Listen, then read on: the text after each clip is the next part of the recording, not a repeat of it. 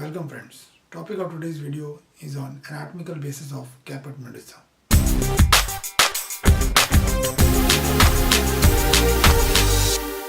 Caput Medusae is an appearance of anti-abdominal wall in which there is distended veins around the umbilicus like a spoke of a wheel, which appear like the head of a snake monster in the Greek mythological, that is the Medusa. To know the anatomical basis of Caput Medusae, first we have to understand the paraumbilical veins and the portocaval anastomosis present at the level of the umbilicus. So, to know the anatomy of the paraumbilical veins, I would be drawing a sagittal view of the abdomen. Let us consider this is the anti-abdominal wall. This is the umbilicus. This is the liver.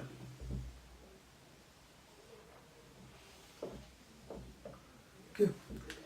This is the portal vein, which is formed by the union of the splenic vein and the superior mesenteric vein.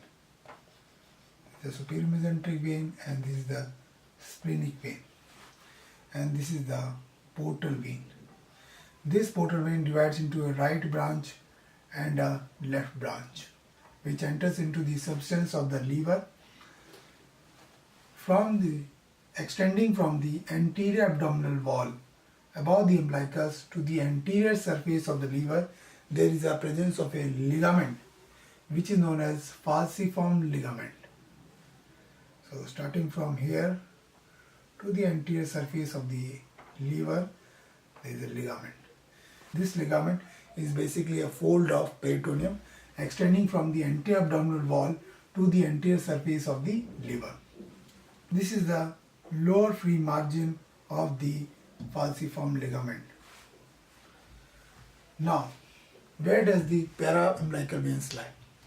The paraumbilical veins are a set of veins present in this fold of peritoneum, that is the falciform ligament, connecting the left branch of the portal vein,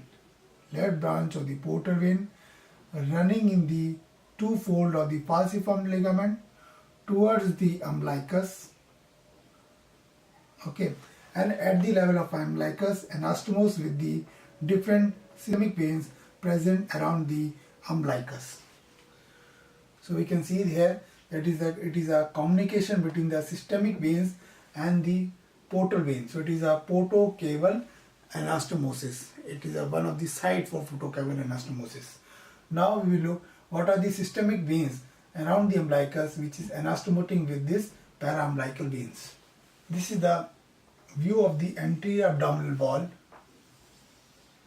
This is the umbilicus and the paraumbilical veins present around the umbilicus. Okay, from above comes the superior epigastric veins, which drain into the internal thoracic vein, and then the internal thoracic vein will drain into the subclavian vein. So I can write here ultimately draining into the subclavian vein. From the lateral aspect, upper lateral aspect, comes the lateral thoracic veins,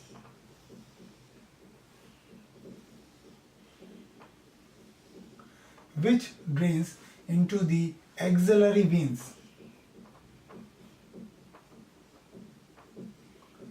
Okay. From the sides comes the posterior intercostal veins, which drain ultimately into the azygous system of veins. Okay. Some veins, smaller veins also come here, which are known as the lumbar veins, which also drains into the azygous system of veins.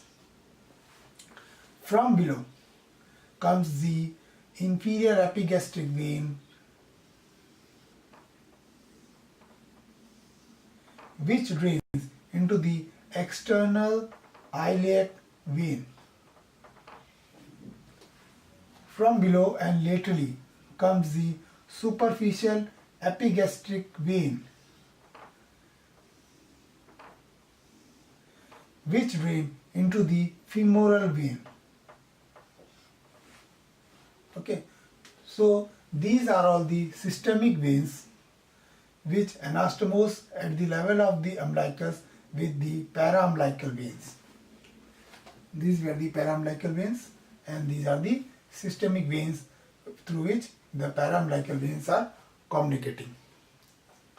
Now let us see what happens in Caput Medusae. Suppose there is intrahepatic portal obstruction. So this is the portal vein which goes into the substance of the liver, and there is obstructions at this level due to any problem like liver cirrhosis. Then instead of going of the venous blood through the liver, the blood will go through these portocaval anastomosis like this, which is present at the level of the umbilicus, that is the paraumbilical veins, due to the increased back pressure. So the blood will go through the paraumbilical veins, and these anastomotic channels between the paraumbilical veins and the systemic veins will open up and get dilated.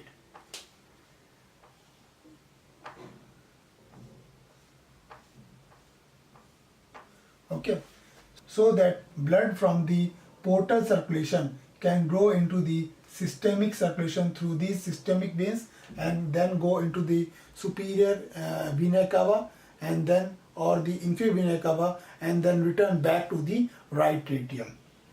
This appearance of the distended and engorged veins present on the anterior abdominal wall is like a spoke of a wheel or the snake head of a Greek mythological monster known as Medusa. Therefore, this condition is known as Caput Medusae.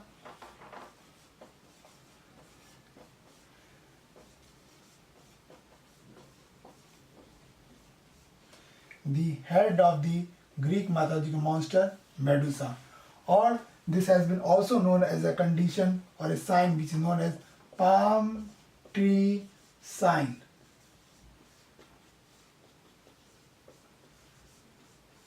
As this appearance is like a palm tree when we see the palm tree from above. These are the leaves and this is the stem of the palm tree. Okay, now I think you have understand the anatomical basis of Caput Medusae. Thank you.